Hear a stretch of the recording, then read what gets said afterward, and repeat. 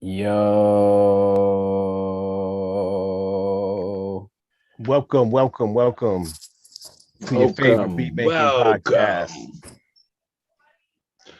welcome. What up? What up? Oh, What up? how you doing? It's how's peace everybody on. doing?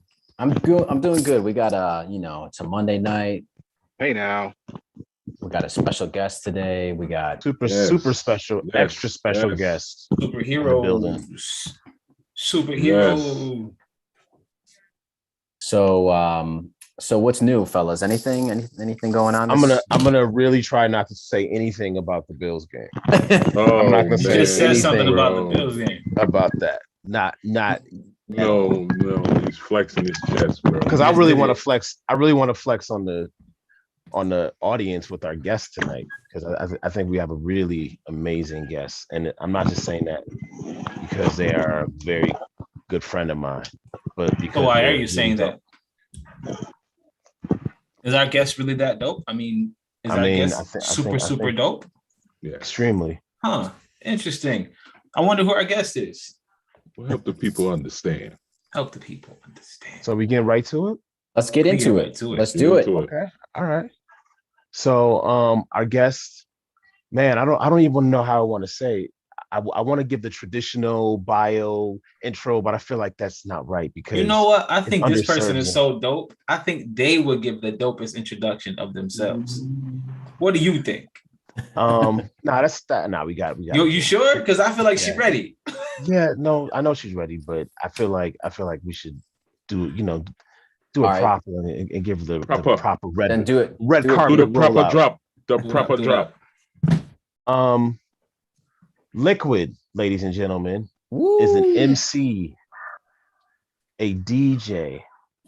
What else? I would describe Advanced her. physics. I would describe master. her as a cultural revolutionary, a songwriter, Ooh, music curator, an educator. I've known her for I don't know, dang, it's probably been at least 10 years now from the hip hop scene in New York, from just Wow. being an amazing MC. And we're in an age where people can do so many things. You shouldn't have to pigeonhole yourself into one category. And this is definitely an artist who doesn't do that. Over the years, I've seen Liquid do everything from DJing amazing parties. I mean, she DJ'd my wedding, which is probably not even the biggest thing she's ever done, of course. But I had to, drop that there right quick. But of course, she's such a when I call her a curator, I really do feel that she has such a great connection to, not only New York, but the music scene in general and how it applies to you culturally. She's thrown so many different events that have just really changed the way I, think of music and think of culture and just think of community. And we're going to talk in a lot of detail about a lot of the things that Liquid is going on, but she's a jack of many trades, and I'm just really, really fortunate to be associated with her. So You're gonna make me tear up over here, Pete. man. without further 3 years ado, later. let's bring to the show Liquid. Liquid. What up? I'm so excited to be here. Like, seriously, that was the dopest intro ever. Wow. And your wedding was definitely top 3. It's up there. Up there. Beyonce, Jay-Z joint. What's the second? What's number 2? What's number Michelle and Michelle and Barack. Reception, and then third. Right. Yeah. Right. Yeah. But, no, I'm pumped to be here. Thanks for having me tonight, y'all. For real. No, thank you for being here. I don't really want to waste too much time. But we're gonna get into a lot of questions. Yeah. But I just wanted to firstly just let's take a step back before we take a step forward. What brought you to music specifically, and just talk to us about your upbringing, where you're from, and how those roots have influenced who you are from a music perspective. Yeah, that's a wonderful question. I would say my journey to music came through the church. So I was born and raised in Columbia, South Carolina, but I spent a good bit of time in Tulsa as well with my aunt. Like every summer, I would pretty much be in Tulsa up until like the 6th or 7th grade. And that's only because I started playing basketball. So like it was like summer camps and stuff as well that I had to stay in South Carolina for. But yeah, music was just always a part of my household. My mom used to play everything from Marvin Gaye. She loved Tina Turner. Like that was her go-to, Tina. And I grew up listening to a lot of gospel as well between like my grandmother and my aunts. My first time rapping was actually like, as far as a performance, was a church talent show.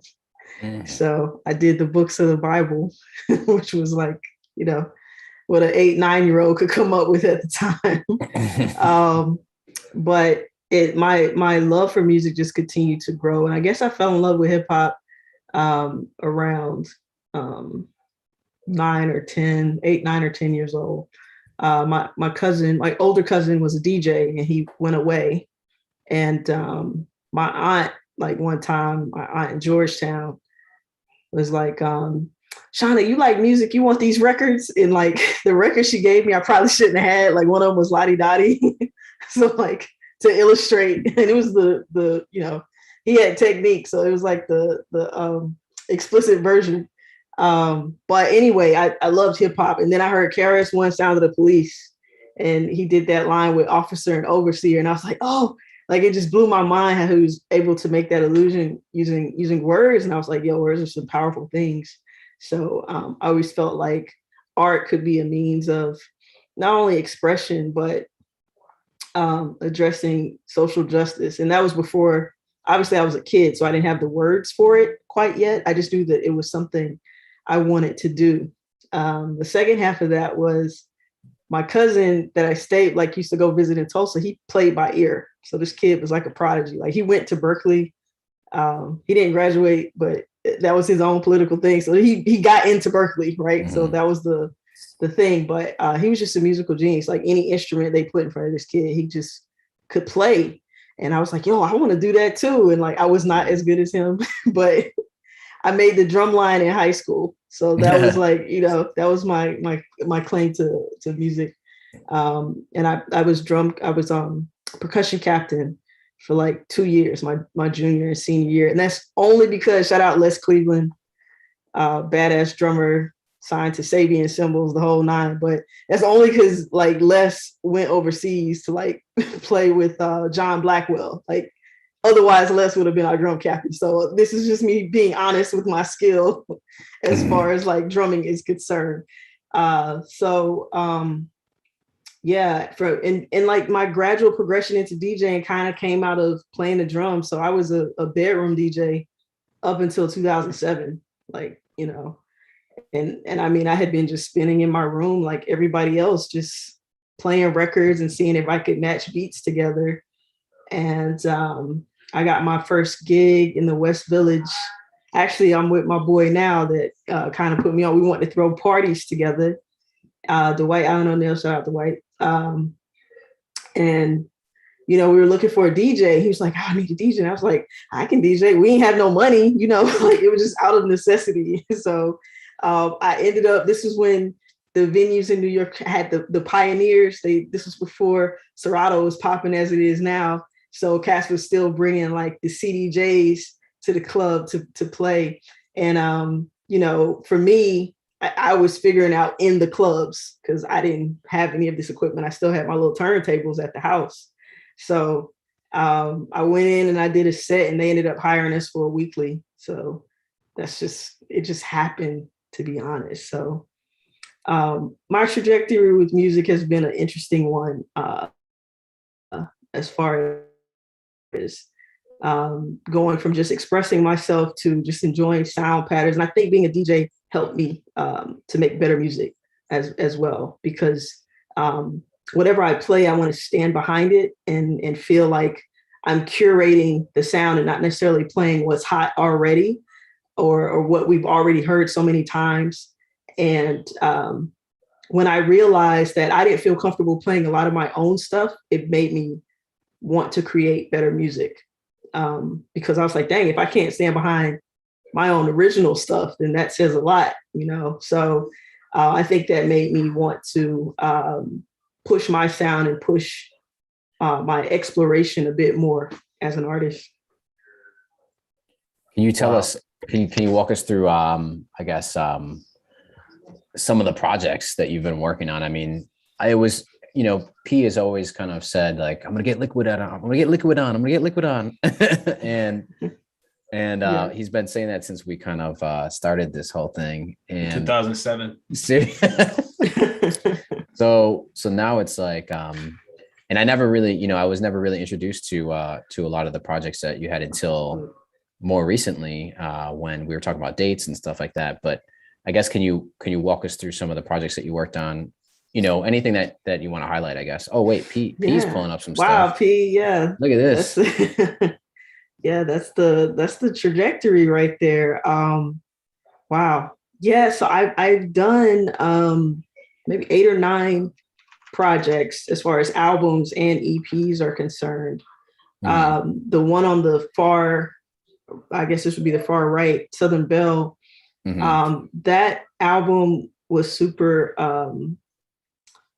it's crazy. Me and my boy Nick, shout out Hannibal, Nick Pendarvis.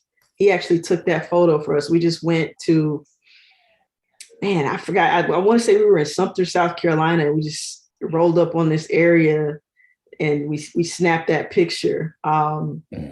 So that was like my last album before I fully transitioned to New York, Southern Belle. And I actually, this is another good one, Liquidity. That was with 2 Hungry Bros. Shout out to Hungry Bros, Ben and Deep. We did this project together. Evil D did some cuts on there, which was cool. Shout out Evil D. He is like just always been an encouraging person and mentor. And even when I was like trying to figure out DJing, I'd always be like, yo, E, show me how to do this kind of cut or do this. He's like, just worry about blending. Don't let the train get away when you blending. Just, you got to blend. That's how you rock a party. Like, I was like, no, I want to do tricks. I want to flip the turntable upside down and scratch and do all that. So shout out to Evil D. He's been on a couple of projects. And Faye Grimm, this is a fun one too. This is also with 2 Hungry Bros. I love this album. P and I have a great song on here, along with Don Will from Tiny Morgan. Shout out Don Will. They have a dope album. We can't play this because unfortunately they're gonna kick us out for copyrights. But you know. Chet, please get that. I want to say we have a few more pieces of vinyl left too for that one. I always see the label that it was Origu. Am I pronouncing it right? Yeah. Origu put it out. I just saw they posted, but this was another fun album as well. So yeah, Southern Belle, Gummy Bears and Champagne. That's the one with Go L. I think that's when I was kind of figuring out how I wanted to approach my sound. No Regrets. That was with Sono Business out of Italy. Shout out DJ Bazzi Maestro. We did that project together. Oh, hey. Yes, we did a video too. Shout out Elliot Ashby, who did our video for us. Gotta keep it on mute because oh yeah, I got that. Smart. Do we get copyrights too with the video too? I don't think so. We got I know that the last time that we played a track that I think you guys did together, we got a strike. Not a strike, but they just tell you like, hey, there's a copyright claim. So whatever the distributor is, I don't know if it was Bandcamp or not, but they hit us up and was like, I had to take that segment out of the last episode. It was like, I think they sued. I think P sued us. That's what happened. Basically, P was like, they playing our stuff. Word. But I wanted to say, like, Cheeky cut the check. Absolutely. I wanted to ask you, like, you know, you're so multifaceted in regards to like everything that you do, and what gives you the energy and creativity to diversify, and how do you feel about artists who diversify? Because for me, it's always like, man, if you can just do one thing really, really well, then that's like great. But then, the older I get, I kind of see that a lot of really successful people are able to do like multiple different things really, really well. Yeah. And, in the new age, I guess with the age of information, it seems like, doing multiple things very well can prove to have just as much success as doing one thing really, really. And you as someone who inspires me because you have so many different talents, what gives you that energy to do that?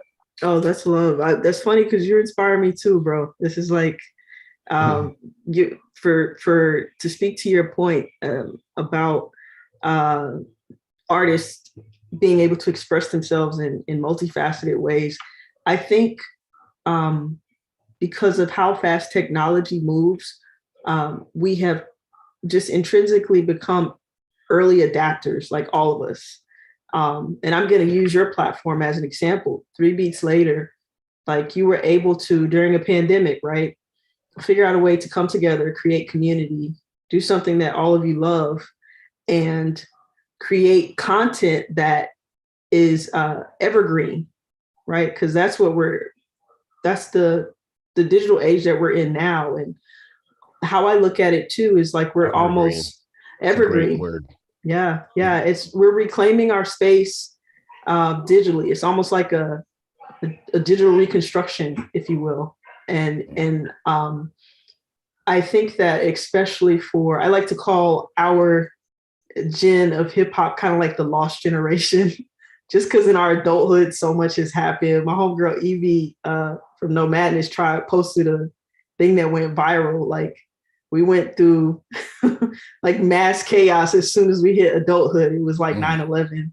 Then we had a couple great years with Obama, and then Trump came along, and then we had a global pandemic, and then we had the dual pandemic, the pandemic of the virus and the pandemic of recessions. Racism. Recessions. It's like, and all of this before we hit 40, most of us, So I think we've had to adapt and adjust so much that I think it becomes second nature at some point. And long gone are the years where you can just make an album and put it out and expect people to listen to it. And it's not because the music isn't good. The music is great. I think it's so interesting. I was listening to. Well, not all of it is great. Not all of it's great. Not all of this. Let's be real there. I will say for the portions that are, you all had a great conversation with Mickey Fax, and he was talking about hip hop growing up. And, hip hop was, I'm going to say was, because I think we're growing out of it, but hip hop was that genre. And I think just because it was the youngest genre at the time where ageism was a thing, for years, like rock guys could play concerts well into their 60s, 70s and would sell out, I think now when you got Kanye doing what he's doing at 44, you got Jay-Z doing what he's doing. You have, artists such as Wayne, like cross collaborating with Rich the Kid. And like, I think that hip hop is starting to grow up. And I love like those topics of being able to talk about family and being able to talk about the less mainstream accepted topics. And I think that as we grow, that's going to just become more and more normalized. But also how we receive content is going to continue to evolve, and for me, I think just the visual aspect, I've primarily been focusing on Lma Flossy. That's my performance piece. All right, segue. Yes. It was an interview question, but since you said it, let's go right there. What is Lma Flossy? Yes. So Lma Flossy is not only an album, but it's also a performance piece. And it's a collaborative effort by several musicians and artists from the New York scene that I respect and admire. It came out of, and it's kind of like a part two to Fagrim. We had a couple songs that were originally on Fagrim and did a live rendition of them. And oh, this is great. I love this clip. So this is the cast from Tea Time. This is one of our 360 rehearsals. P, if you press that arrow in the side, you can like show them the dome too. The artwork was the fun. Yeah, the fun stuff. If you go up. Oh, damn. In the dome. But it's like, the music came first, and then I wrote this performance piece to present it. And I was really inspired by George C. Wolfe's Colored Museum. So it's not a play. It's more like snapshots into the lives of 3 Black women. And, I was just reclaiming the time for Black women in general, all the isms that we face, from racism to sexism to ableism, like ageism. All of those things are kind of addressed in this performance piece. And the music is kind of like the catalyst that pushes it all through, and the live band rocked out. Oh, this is a fun one. Sorry, y'all. I'm trying to do the 3D, but for whatever reason, the up arrow on to look up is blocked by the subscribe button. Even though I'm subscribed, it won't let me press it. That's why I'm fumbling around. So I can. Will it let you drag it down? Yeah. That's what I tried to do. Oh, that's what you tried to do. And it still won't let me do that. Oh no. Yeah. All right. So anyway, I encourage y'all to look this up and then use the 3D arrow button, because then you can look up and see the ceiling. Essentially, she's selling it short. She did a whole like live action musical play in a planetarium, y'all. And you can see in this, she had things projected on the ceiling. It was an interactive piece. It was just amazing. It had elements of hip hop and soul and jazz and gospel, and there was a storyline. It's about Afrofuturism. It was about our past, our present, our future. It was really, really fresh. Oh, thanks, P. Fresh to death. But real quick though, you're doing a rendition of this, right? Like a re. Yeah, we're doing a rendition of it. So I've taken this thing through a lot of rewrites, and I'm making myself focus on this. So I haven't been recording any other music. I've done like features for other people, but nothing for myself, I should say. And I've just been going through the piece and trying to get the script to exactly where it needs to be. But we're going to do a live reading on Governor's Island on October 30th, 3 p.m. It's going to be during the day. We'll be at 4B Nolan Park for anyone that wants to come out. It's a free event. Bring your blankets, bring family, hang out. Well, I would say 16 and up, because there's some language, some strong language there. But I'm so excited because the majority of the cast is coming back. So I'm excited about that. Jeanette Berry is our matriarch. Rayvon Johnson is the patriarch. And we also have Nick Laus. John is coming back as well. Two of our cast members are out of town. One is in college. Shout out to Taylor, get that education girl. And my girl Ashley August is doing her thing in LA, just blowing up. So we'll hopefully be able to get them back over at some point in time when we do another full production of the performance piece. But right now we're going to do a live reading on the 30th. And we're doing that in partnership with Harlem Arts Crawl. So shout out to them for seeing our vision and letting us workshop this thing in front of everybody. But yeah, hopefully it'll get to where it needs to be. I think one of your greatest strengths, in addition to just being a talented artist and curator and everything, is your ability to produce.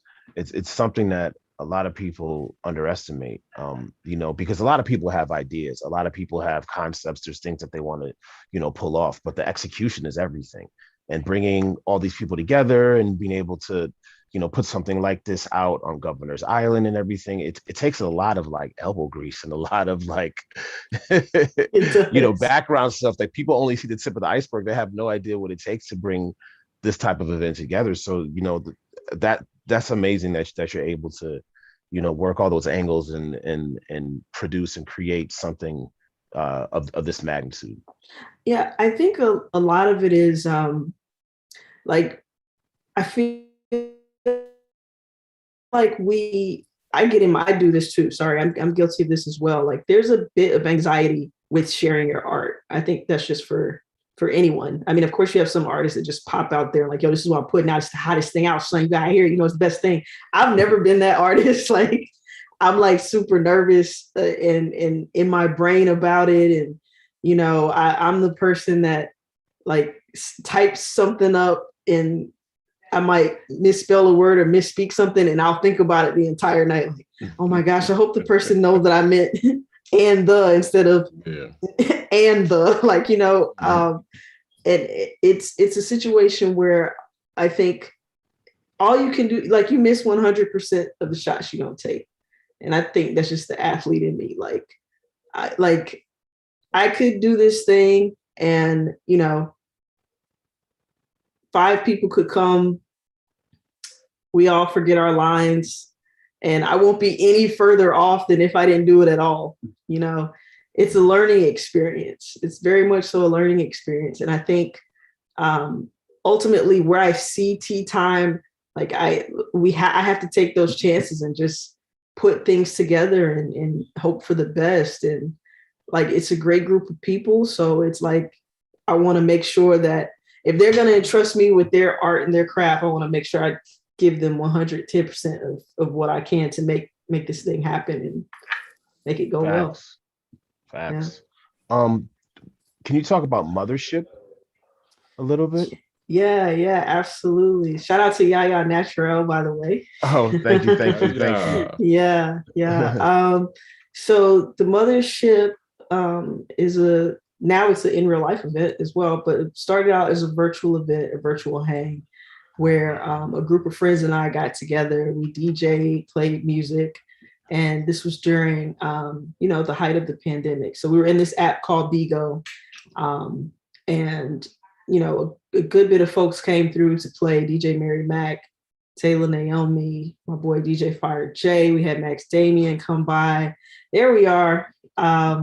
And the Mothership, to be honest, it started out as just like a healing sound journey. I mean, whatever you want to play, whatever you want to share, whatever you want to do, we did it in that space. And about halfway through, I was like, I asked both Taylor and Mary. I was like, if I can figure out a way to do this in real life, would y'all be down to come with and do it like after all this is over? So this is like, I don't know, August 2020, October 2020. And both of them were like, yeah, let us know. So I wrote up this proposal and, the main part in the intention was a big word for me. The main intention behind the Mothership was to not only empower Black femme voices, but also provide joy, healing, and restoration spaces for Black folks of color, POCs, LGBTQAI people, and women. And the reason why I think those spaces are important is because we have so many traumas that we face day to day. Like sometimes you don't want to always fight the power for the protest. Joy is also a form of protest. Healing is a form of protest. Restoration is a form of protest. So all of those things were important for the Mothership. And it was like, I had residencies in New York. Like I played at certain venues 4 to 6 years, Friday nights, and it's great, but there's always something more than just partying and, getting slammed drunk or high out of your mind and then, spending the next day in bed just hurting, And so I love this picture. This was the soft launch of the Mothership that we did. I had a set at the Apollo under the marquee, and like, it was honestly just people came up off the street, were dancing and enjoying themselves. And we gave out bags. The self-care bags were a means of just sending people home with something else from the party. So we partnered with all these wonderful Black-owned businesses and put these self-care healing products in the bag. And the first 20 people, or whenever we would run out, we were able to do 50 bags at Apollo. We only had like 20 this past weekend. But everybody that got a bag left with a little bit of healing, a little bit of joy. The Yaya Shea butter was in there. We had essential oils from Divine Syrian, Chong's Laboratory, my homie out of the block, Bronx, Chong. He designed t-shirts and bags for us, which was cool. And we had the little plant kits as well, where people could do their own in-home gardening and plant seed. And that's also a form of healing. What I did personally. during 2020, just to like have a mental health break. We're just going outside and doing some gardening. It's like, these are like simple things that we don't think about that ultimately lead to healing, or just a peace of mind, or just taking a moment for self and self-care. So the mothership is namely all of that wrapped into one. And we just call it a healing sound journey, paying homage to Mother Earth and our mothers of music. That's the short version of what the goal is. But we did our official launch with Zambo Aroma in the Bronx, which was great.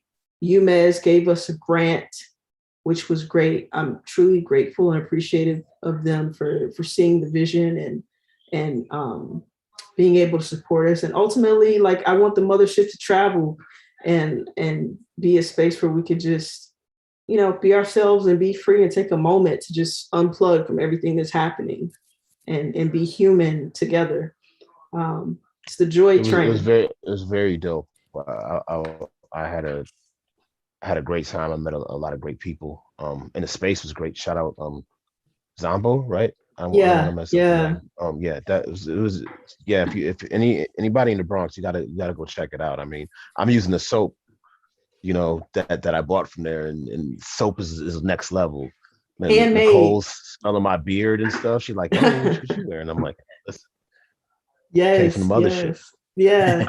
Yeah, there you go. But I really want to get into this music, but I don't know if the guys have any other questions before we do. I got a quick one. All right. Yeah. First off, it's hard to every time I meet somebody who's doing more things than P, I'm just like, damn. So to hear all this stuff is amazing.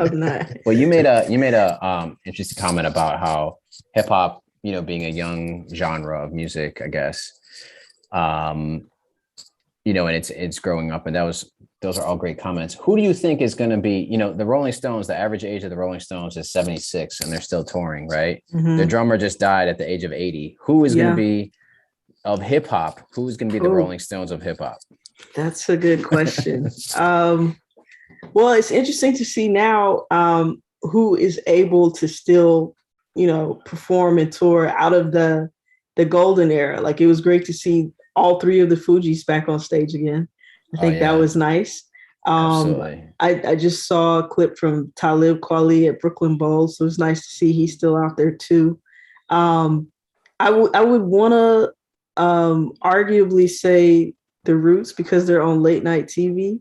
I think they would be a group that, and they have their own, the genius of Questlove. He's a great multifaceted multitasker with what he did with his film, and just he's just like a walking ball of curating fire, just able to piece all of these things together from music history and like still just create spaces where people just can have conversations about it.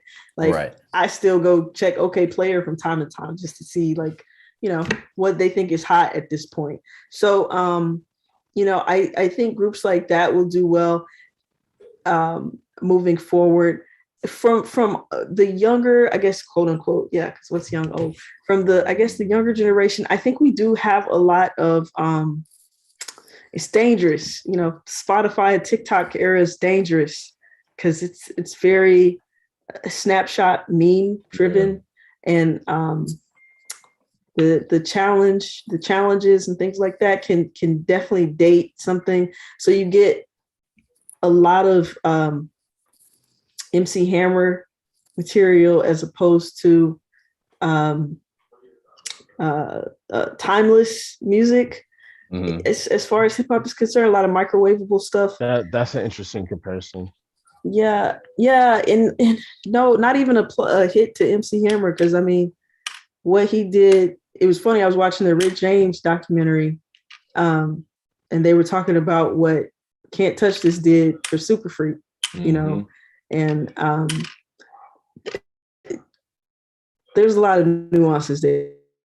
That's probably a whole other 3 beats later conversation, to be honest. But for the purpose of which groups will be able to tour well into their 60s and 70s for hip hop, I think Ooh.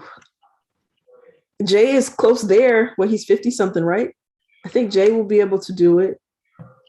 Yeah. I think here's one that Kanye might be able to do it only because I feel like he's the hip hop vampire because he goes and grabs the younger artists. Hip hop vampire. Yeah, he's like the hip hop vampire.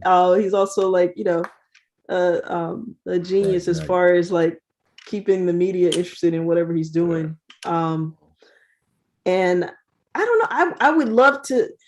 I would be curious if somebody like Tyler, the Creator, would be able to pull that off as well. I don't know though. Maybe into his 50s. We'll see. Yeah. He's like 30 now, right? Yeah. Is he 29, 30? Yeah, that's an interesting. Maybe call, J. Cole. Tyler. Maybe J. Cole. Maybe J. Cole. Maybe J. Cole. We'll see. We'll see. We'll put bets down and see what happens. Yeah, right. But I will say this: it's more likely now than it ever has been before for artists to have. I like to call it their golden year eras. Right. You know, it should be like someone like BB King was able to play up until Yep. He was always touring. He was able to do that, and I want to see a hip hop artist be able to pull that off as well. Yeah. Up until they can no longer play anymore. I can see KRS doing it actually. I mean, I saw him a couple years ago and actually in LA and hit the energy that he has. I mean, he's like nonstop. You know what I mean? Yeah. He just doesn't stop. Like any post where KRS is talking about something, he's just like so much energy. You know what I mean? I don't know how he has that much energy, but he's just and he's probably almost there now, right? How old is KRS? Yeah. I don't know. We should find out. He's probably like 50, 60, close to that number. Yeah. And it's like every fiber of his body cares so much about hip hop that it's like I could see him. The teacher. Yeah, man. And he it says he was born in 65, so I can't do that math really quick, but 35 plus 21 is 56. So yeah, he's 56. Okay. Round that number off is 60, man. Wow. Yeah. Crazy. Yeah. Crazy. So we could does anyone have any other questions too? Because we could get into the stems that you sent us, which thank you. That was we could even talk about the song that came from, because I did not want to listen to the original. I didn't want to have the other elements of the song like infiltrate my psyche. Yeah. But you sent us some stems, so can you tell us a little bit about that track too? Yeah, it was Circle of Life. That was from the Liquidity project. I wrote that song. Deep sent me the beat, and it's so interesting. Like when I write, I typically just catch the beat in my head and I turn off the song just so I can hear all of the voices in my head say what they would like to say, so I could filter. But yeah, I wanted to discuss a couple different songs in the songs. I wanted to discuss a couple different subjects in that record, and I also just wanted to do it in 2 verses. And I think I always play with. I like to say I play with church, but I don't play with God. That's like my thing. So it starts off like reflective, and then it gets very specific closer to the end. And I don't know. I think when I was writing Liquidity, I think that Go L was like the main song that I had been performing over and over again. I wanted just a complete opposite. I wanted the derivative of that. And I feel like Circle of Life is it. Go L was very fun and playful and whatever. And like for Circle of Life, like I wanted to open up a bit more, it's because in between those 2 projects was No Regrets. And I'll never forget this film director, Josh Duncan, shout out Josh, listened to No Regrets, and she was like, "Oh, your record's cool, but I don't feel like I knew you. I listened to your whole project. I don't know who you are." And I I was like, man, so I guess I better start opening up a bit more. So Circle of Life was like one of the first songs that I wrote after that. And like, I don't think I ever really spoke about, my father to that degree, or spoke about how I felt about seeing just the interpretation of family life in general, but that's kind of like where it came from. And I vaguely remember I don't know last time I've listened to that song either. I'm like weird about listening to my own stuff. So this is based off of memory. Yeah. For the lyrics. But yeah. What about really quick, because we're going to go into some music now that we made from those stems. Can you tell us a little bit about, like, I guess what inspires you from a beat when you're listening to beats, or do you produce yourself, or can you just get into that a little bit? Sure. I am someone, so I produce, but not for real. Not like you guys. My 3 beats later would be more like 13 before it's something good I can put out there. But yeah, like every other rapper, when I was like 17, 18, I was using Magic's like Maker to make my little beats to rap to. And I did a beat tape with my buddy Tio actually last year. She's a classical composer, and her and her husband do these really cool sound events in Brooklyn, and they use found electronics to make music, and it's literally soundscape. Sometimes it's noise as well. So it's very avant-garde. And she reached out to me, and she asked what I was up to and if I felt like being creative. And I was like, at that time I didn't have anything that I wanted to vocally say, so I was like, shout out to OP Miller, the Serato head. Let me try out this Serato studio. And I was like, well, let me try to make some stuff, so I made a couple things and sent it over to her, and her and Asaf like melded all together. So we made this project, Zen as Fuck, Zen AF, together. And it's really like a lot of soundscapes, classical composition, ambient music, and hip hop all threaded into one. So that's the last time that I made anything.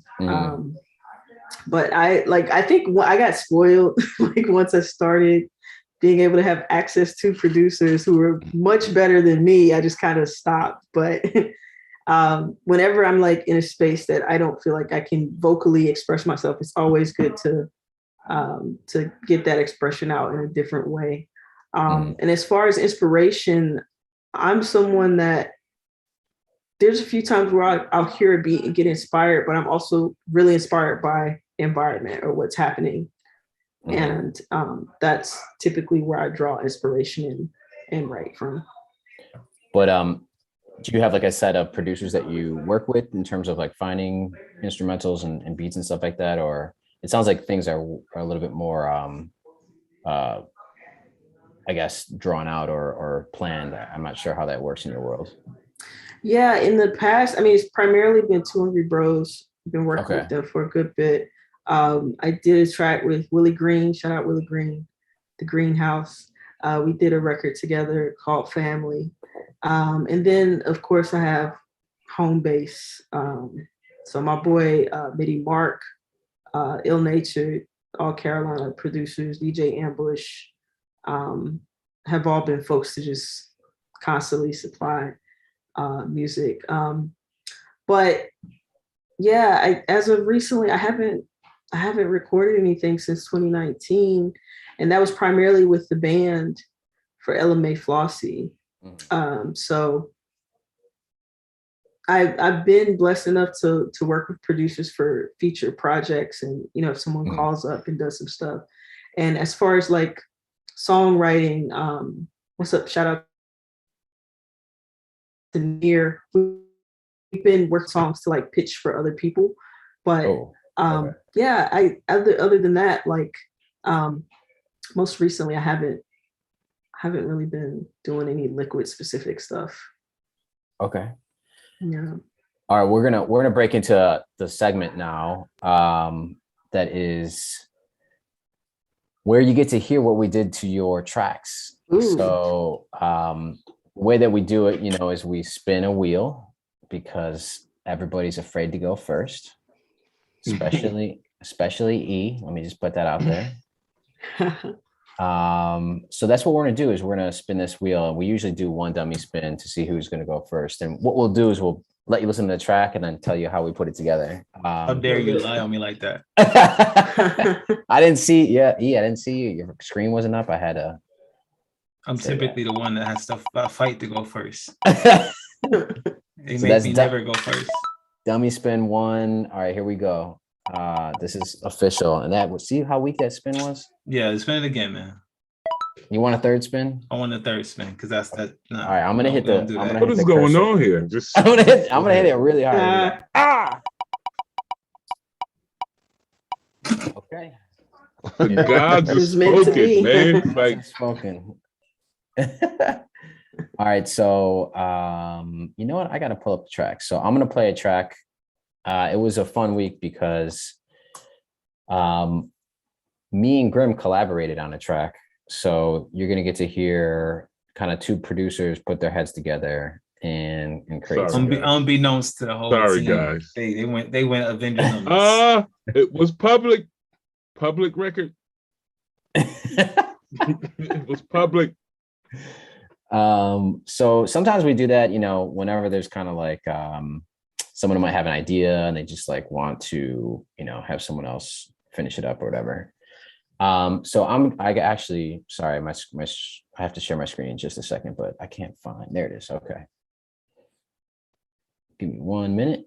So I'm going to walk you through the idea. So I heard the stems, and the first thing that I thought of was just like, I need to chop up some of these vocals and make something out of it. And then I knew that I was going to have a crazy busy week. So I had like about 2 days with it. I put something together, just kind of like threw out some guitar ideas, threw out some bass ideas.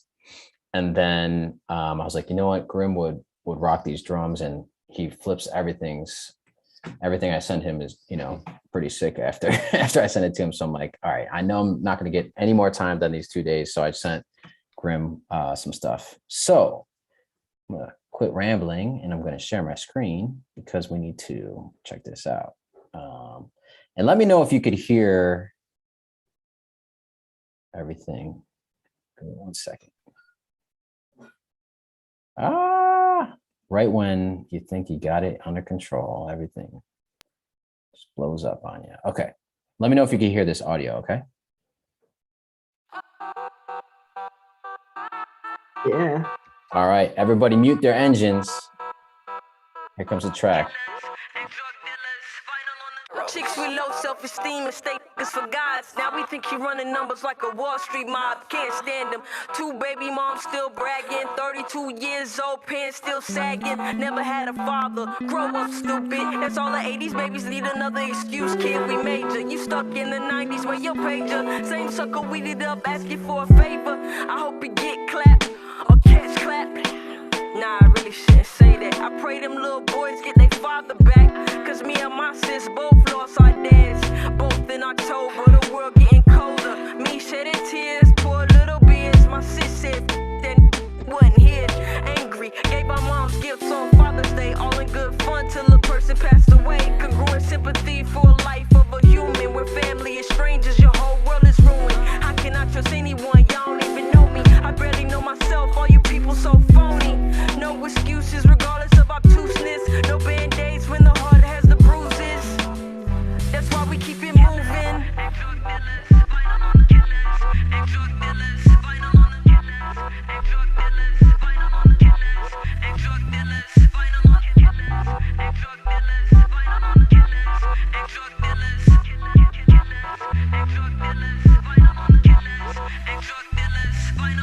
An angel clipped the wings at the seraphim. Stuck in purgatory, needed leverage, reverence. Lord, see a toe, have pity on a soul. Maybe he won't request to see receipts when it was sold. A labyrinth of libido, a crucifix, a steeple, squinting at our dreams, nightmares at the peephole.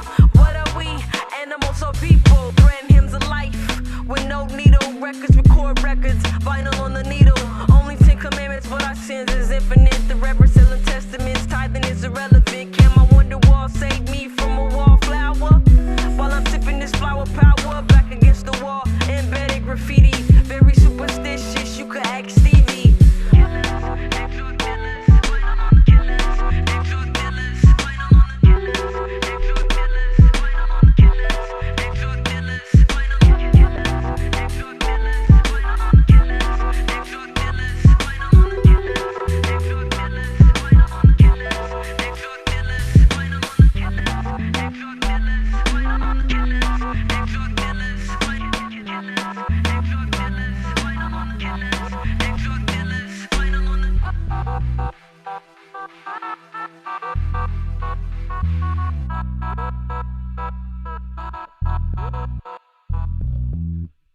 Okay, I'll be really quick. I'm just gonna break down a couple of things. Y'all not allowed to team up no more. Yeah, not a lot. Nope. And you can't break it down either.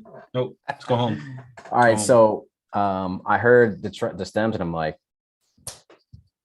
killers and drug dealers. I'm like, that's the hook. And I kind of thought of like early 2000s where people were just chopping up like Jay-Z stems and just like making it a hook or whatever and rocking that in the club. And that's what I did. I was like, Killers and drug dealers, final on the killers. and I was like, that's the loop. And the little other section, you're saying vinyl on the, so killers, drug dealers, vinyl on the. I'm thinking we could record that again and have it say like all I see is or something like that. And then everything else I just layered up. So there's guitar, there's drums. I'll just play the loop that I sent Grim, which sounds like this. Killers and drug dealers, vinyl on the killers. And drug dealers, vinyl on the killers. And drug dealers, vinyl on the killers. One thing I want to break down in another episode, we could talk about this, is there's that really cool vocal effect that I had going on, which is using a noise gate.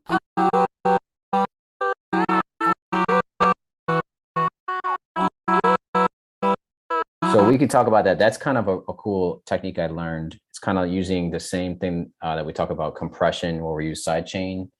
This is kind of doing the opposite. Instead of ducking like a bass or something like that, instead you like open a noise gate and have the vocals shine through. So that's the Cheat Gats are singing right there. That's me singing. And then I kick that over. I kick that over to Grim, and I'm going to pass the mic to Grim. He's going to show what else he did. Okay.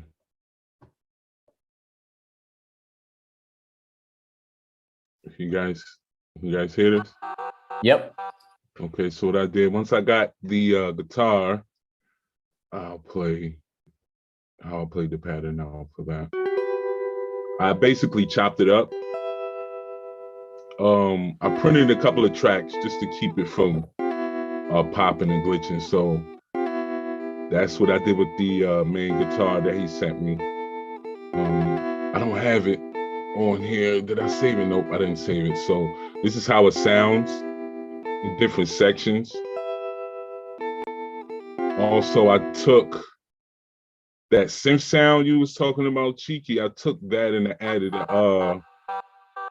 let me play it, not that. I added RC20 to this before I printed it and just expanded it so it sounds spacey.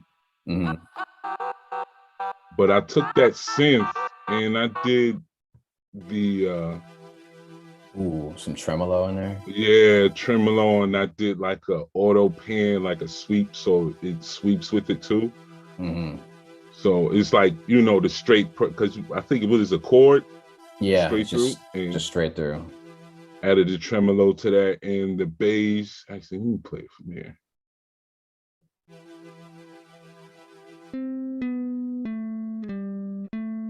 That's the other bass. I kept it all the way through. I just used certain parts just to, you know, Extend the lengthen phrase. it. Yeah, Yeah. just, you know, not keep it the same. Also with the bass as well. Different sections. Try to spread it out, more feeling to it, you know. Yeah.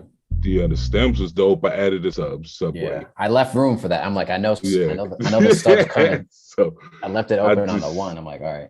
a couple of sub drops here and there just to keep the bass feeling good. You know what I'm saying? Keep the emotion up. Mhm. And the drums, also use studio for that. Oh, studio. This is not Lma drums. Nah. Okay. So I used studio and additive. Mhm. I've been on additive lately.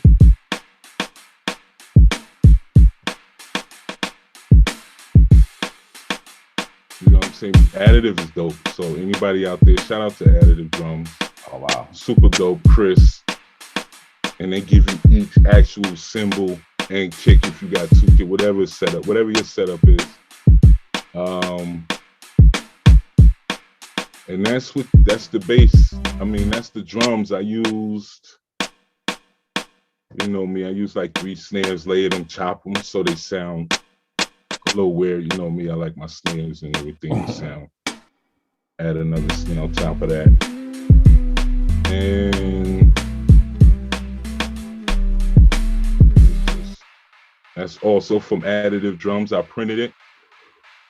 And what I did was I threw a high pass filter on it with effect. And I threw a low pass on it as well on the end. So this is the effect. This is the sound you have from that. It's actually cymbals. But, you know, I try to draw out a certain sound from it. So that's the sound. I like sounds like this, almost an ambient wild sound. Yeah. Kind of obnoxious a little bit, but it fills the space. It almost gives it like it adds that like vintage feel almost. Yeah. So. And then we took this down from 104 to 94 BPM. So we slowed your whole verse. So that was part of the hard part too. Yeah, that was hard. That's where you hear the little. You know what? I was wondering that vocals. too. I'm sorry, I didn't mean to cut y'all off, but I was wondering. I'm listening to it. I'm like, wait a minute. It sounds slower, but no, they didn't slow it down. You little sneaky. Yeah, Cheeky did his magic on that. He did the magic on the vocals, and he just, you know, slapped it to me. So, you know, that was it. That's it, man. You know, that's it. I loved it. I loved it. Super great. Yeah, that's so dope. That was a nasty bass line too. Like, yeah, that bass line's crazy. But I love how it was chopped up. The chorus is crazy. So of course, like the Southerner in me appreciates anytime I hear a sub. It's like it helps my heart beat a little more healthier. So this was fire. Like, yeah, that was dope. All right. Appreciate that. Yeah. All right, guys. Let's keep it moving. All right, I'm gonna spin the wheel really quick over here. Unless we have volunteers, but let's go. I mean, come on, man. You don't always volunteer. Hey, Richard, man, just let him go. Volunteer every week. Hey, all right, just let him go. Let me just erase this. He just says it for statistic purposes. Doesn't he really mean it? for record. Here we go. And E. Oh! P goes next. Okay. I feel like you blew on the wheel a little bit. You heard me too, right? Move the mouse.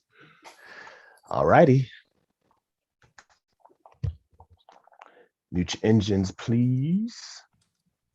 And I'll go real quick. Hold on one sec. All right, that's ready. That's ready. All right. Okay, we ready to go.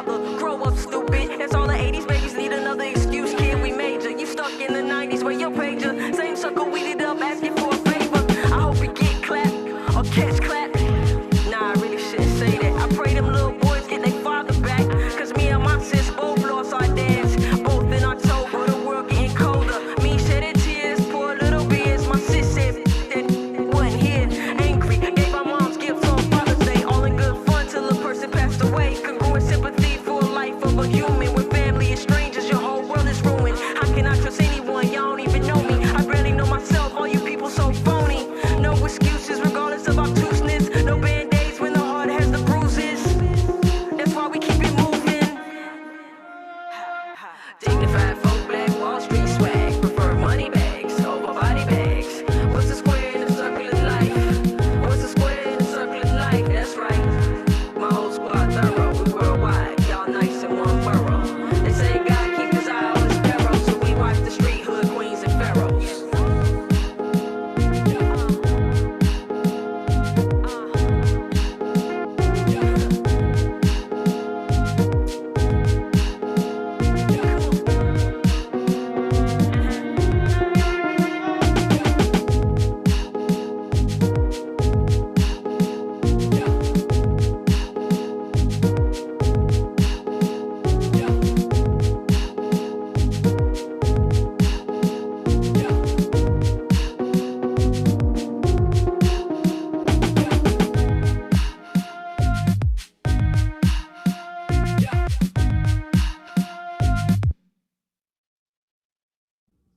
All right.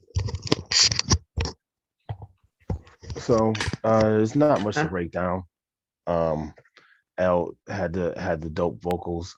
One quick word about the vocals. I just noticed, like, every time I listen to them, I feel like I hear something different. Like, I'm like, oh, she said that. Like, you really did cover a lot of ground with 2 verses. So props to you for doing that.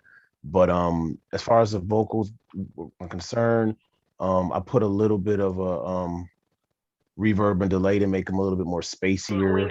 Seraphim stuck in purgatory needed leverage, reverence, Lord see it. And then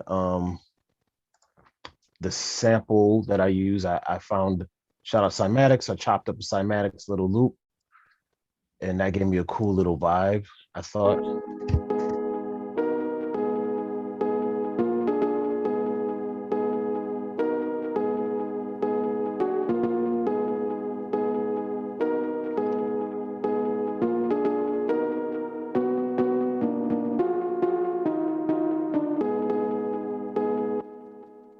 And yeah, then it was just a matter of adding some funky drums. Drums kind of had like a little bit of an 80s feel to it. An angel clipped the wings at the seraphim stuck in purgatory needed leverage, reverence, Lord see it toe, have pity on a soul, maybe he won't repeat. An angel clipped the wings at the seraphim stuck in purgatory. Yeah, that's about it. Yeah, I mean, then I just added some bass and a couple other things, synth in the keys, but nothing really too much. Oh, I had these cool little vocal whisper sounds in here that I thought were pretty cool. Oh, that's my strings. Yeah, I'm sorry, I chopped the strings up. That was pretty cool too. But what I meant to play was this.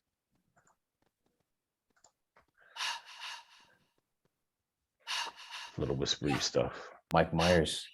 Yeah, you know, it is October, you know. Yeah. But that's it. That's Tom Brady chanting at the Bills. Oh man, listen. See, you want to bring football into this conversation. Liquid, I gotta let you know. He's from Buffalo, but he doesn't root for the Bills. So oh, I see. It's I think it's a conflict of interest to be a conformist. So I mean, oh boy, no, not conformist. Non-conformist. Like, oh, you're from Buffalo. You gotta like the Bills. I'm like, I don't. I like winners. You don't like the Bills? I love that. That Buffalonian you just presented in that. You like the Bills? Yeah. Like the Bills. Yeah, that's what it is. So gold belts. Yo, so P, where'd you get them drums from? Those drum sounds? I think it's a mixture of Cymatics drums and stock drums. Oh, okay. And I just did the Grim style. Mm-hmm. EQ'd each one of them. EQ8, some compression. You know, threw a little bit of what else did I use? Okay. A little bit of reverb on some of the other ones.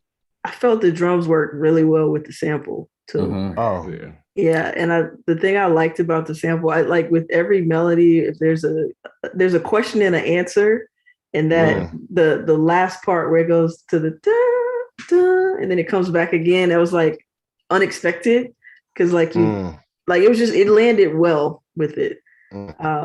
For how you chop the sample up. It had the question and the answer portion. Yeah, and those verses went really well with this beat for sure. Like we like our joint, we kind of just added the verse on. We're like, all right, let's just stick these in here at 94 BPM and see what happens. See what happens. We were gonna try to shoot this to P before the show and see if you could add a verse and make our track something different. I wanted to. Like, But, I was gonna do that to shoot. I was gonna do that to mine. Yeah. It's interesting too because P, you heard the original too, but we're still able to, like, you know, take this in a different direction. Yeah. And I think that's dope as well.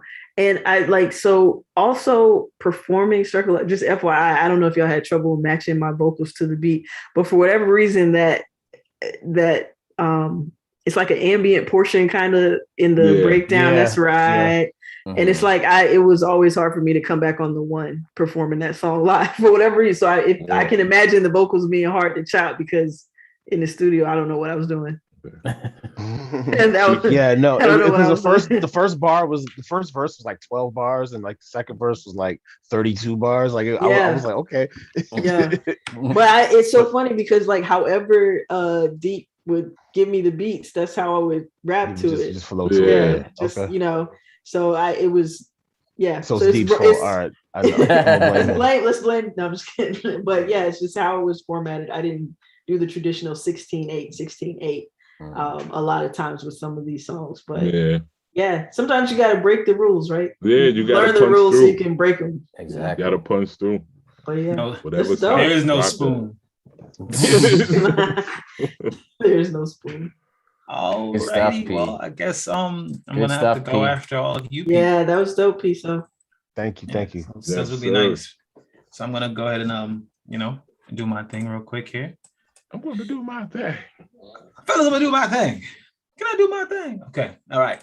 Go ahead, mute up, and there we go.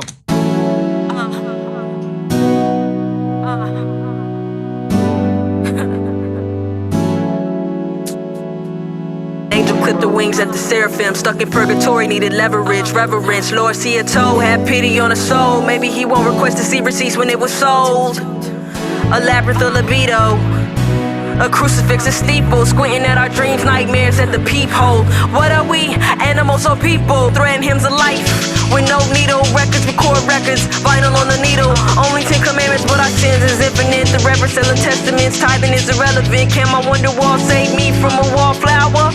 While I'm sipping this flower power, back against the wall, embedded graffiti. Very superstitious, you could ask Stevie. While rappers spit the same old quotes, I be scribing with the power that same old rope. All my people ain't killers and drug dealers. I'm from the suburbs where shit got realer. Something like Bonnie Forrest in the 80s. Yeah, got crazy. Dignified folk, black Wall Street swag. Prefer money bags over body bags. What's a square in a circle of life? What's a square in a circle of life? That's right. My whole squad thorough, we worldwide, y'all nice in one borough. They say God keep his eye on the sparrow, so we watch the street hood queens and pharaoh. Chicks with low self-esteem and statements for gods. Now we think he running numbers like a Wall Street mob. Can't stand him. 2 baby moms still bragging. 32 years old, pants still sagging. Never had a father. Grow up, stupid. That's all the 80s babies need, another excuse, kid. We major. You stuck in the 90s where your pager. So my beat is. I'm gonna stop it there because obviously we heard the whole track. My beat is kind of like it does the same thing. And at the end it just drops in, but yeah, that's my track really. I like the inspiration behind it, bro. It's like an inspirational melody behind it. I feel like where it was going was like a high note track, even though she had a couple jabs in there. It was like a real, get yourself together. I love you, but you're an idiot at the same time. Like, what I'm saying? But I loved it. I loved it. So I figured that Grim was gonna go dark. I figured people was gonna go, he went. Yeah. And I'm like, let me take it somewhere else. Let me give it some cloud airy kind of non-percussive kind of vibe. So I'm actually I'm a fan of also, as a former drummer, I'm a fan of also just letting the music breathe without the drums. So I was like looking forward to when the drums came in, and I wasn't expecting where it went, but I think that it was working out. I want to hear the rest of it at some point, but thanks for sharing what you. Yeah, I can play the rest of it real quick. It's just then I see more happening. I'm like, oh, where's this going?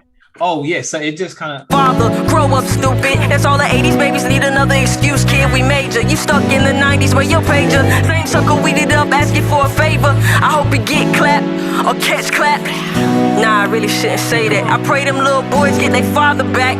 Cause me and my sis both lost our dads. Both in October, the world getting colder. Me shedding tears, poor little beers. My sis said then wasn't here. Angry, gave my mom's gifts on Father's Day. All in good fun till the person passed away. Congruent sympathy for a life of a human. Where family is strangers, your whole world is ruined. How can I trust anyone? Y'all don't even know me. I barely know myself. All you people so phony. No whiskey. So it kind of just goes like that. I kind of was gonna do other stuff at the end, but I'm like, I didn't know really where I was gonna go with it, and so I kind of left it there. So like that's where we are. I like that. Because I had, I like I have a tendency to overplay, and I'm like, this that. is hip hop. Let me not overplay. So I didn't want to overplay the melody. It kind of had a dreamy Neptune's feel. Yeah, and I kind of wanted to leave it there because you know how they always go with the highs, and I was gonna go with the highs. I'm like, nah, this is gonna take away from the whole vibe of the track.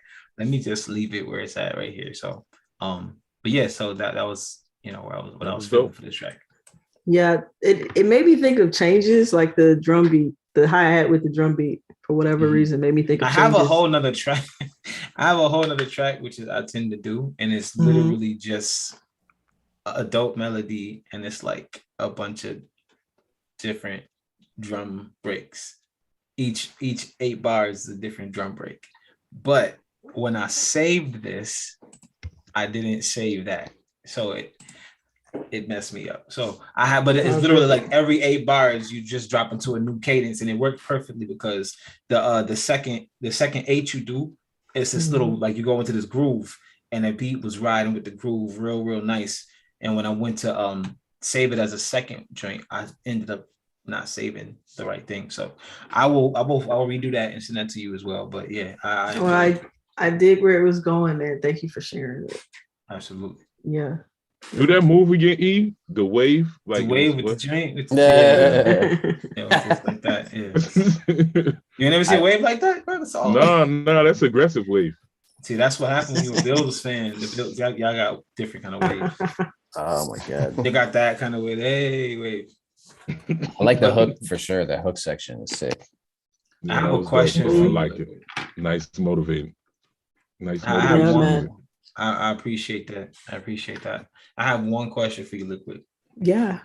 So my question is this: if you could do any of the many forms of art that you do right now for 1 year straight only, like only that one form of art, what would it be? If I could do one form of art for a year, it would definitely be figuring out this performance piece, Tea Time. So getting the script to where it needs to be. And I don't think I want to call it a musical because it's not a musical. I'm gonna just stick with performance piece, but I would work on presenting that on the screen with not only the proper tech channels that would be needed, but also creating an immersive version that folks could walk through and experience by just using their phone as the portal.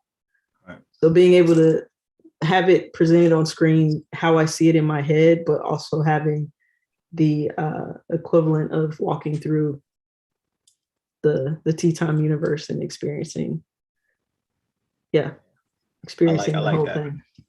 I like that. I can't wait till you bring that full vision to fruition, because it's I feel the excitement in you right now. Like from your lips to God's ears. Let it happen. Absolutely. Yeah. Good question. Yeah, man.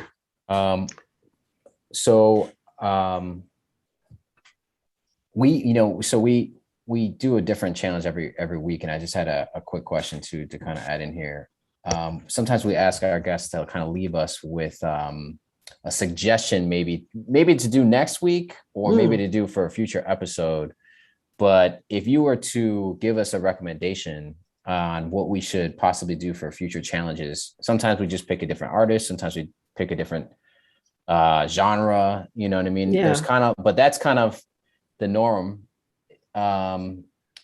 is there anything that comes to mind in terms of something that you'd like to hear us do for our future challenge? Oh yeah. I believe in the Black femme future. So there's, for whatever reason, I was in an Alice Coltrane mood today, but so I'm going to give you three artists that I think you all should sample. Hazel Scott is one.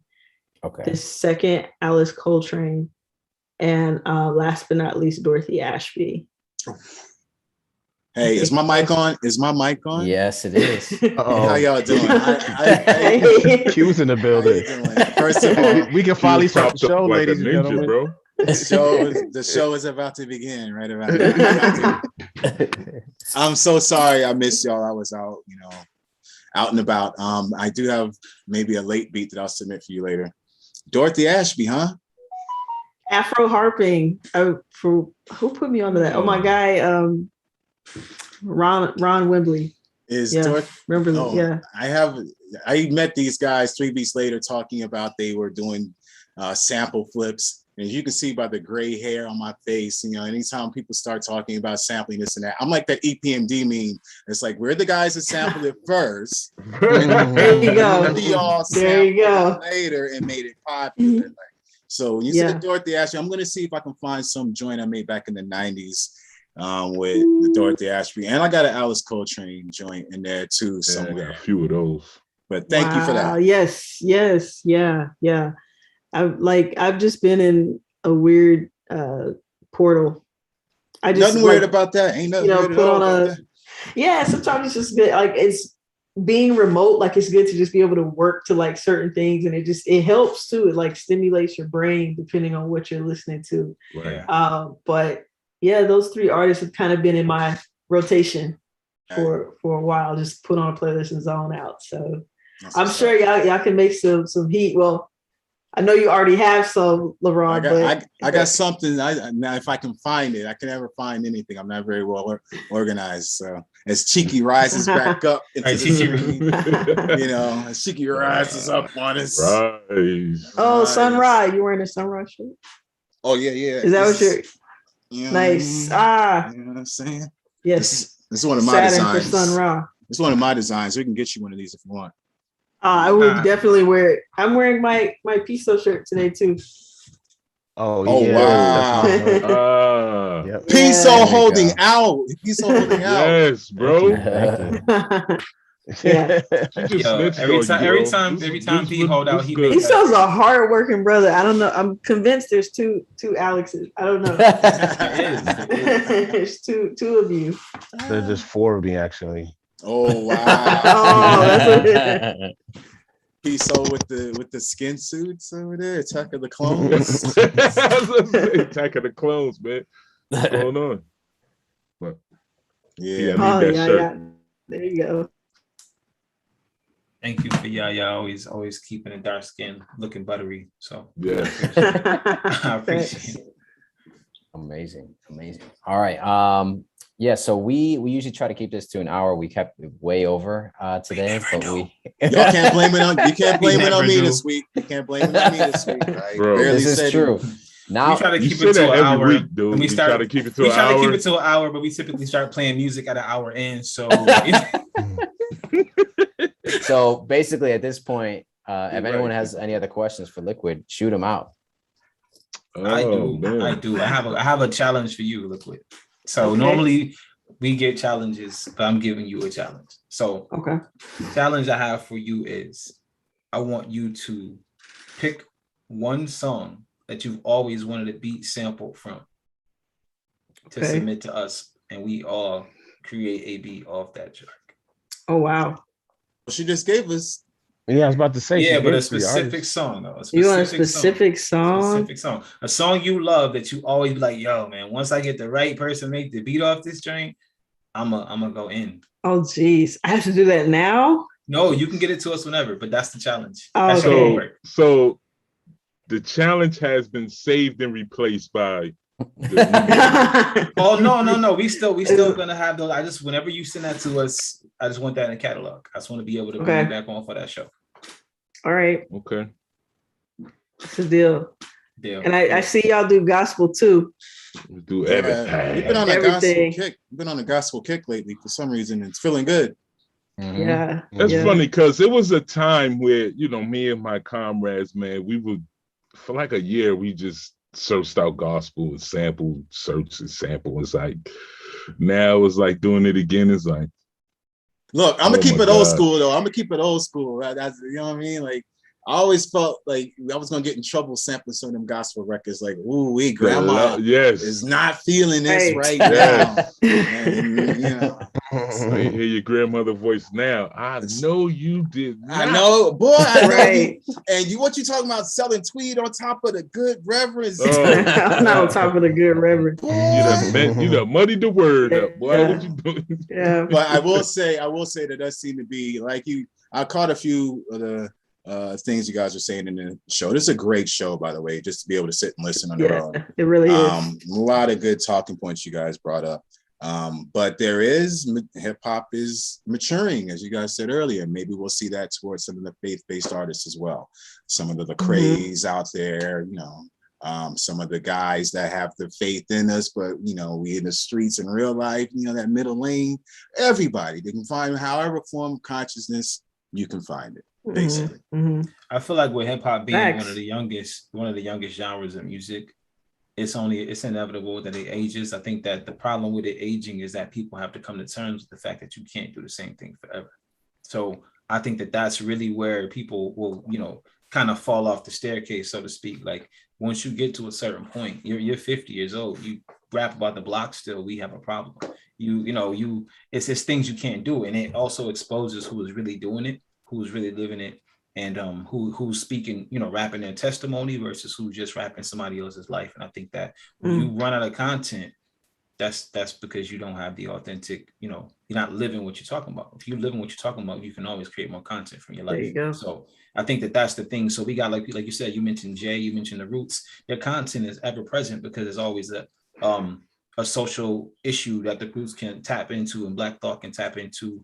And then Jay is always going to be evolving. So he's at 1 billion now. When he gets to 1 trillion, there's gonna be a new album. There's gonna be an album talking about flying yachts, like, you know what I mean? So it's always gonna be elevation with Jay. So I think the more authentic the artist, the more forever they can go. Like Common, I think Common gonna be going until he's like 65. So I just think that's more to me. I feel like, and I'm honored to know that it's the people that keep it real that's gonna be keeping the culture alive. I completely agree with that. That's true. Yeah. I mean, you still got De La Soul, those guys, they still out there rocking it. So always gonna have that out there. But thank you for coming on and kicking it with us. I do appreciate you. We all appreciate you here. Thanks for having me. Thanks for this space. And keep creating content like this because it's definitely needed. Absolutely. And there's an open door here too. So if you want to hop on at a point in time, or if you see a guest coming up you want to talk to, jump in. Monday nights, 9:30 p.m. Jump in. Tell a friend. And anybody watching, if you want to connect with Likwuid, man, hit her up about anything except for advanced physics or what was no physics. No physics. Everything else she got. Or double-digit math. No double-digit math. But thank you again, everybody, for tuning in. Hit the like, subscribe, share. Go follow Likwuid and stay locked in with us. You have a great evening. Peace. Peace. All right. Peace.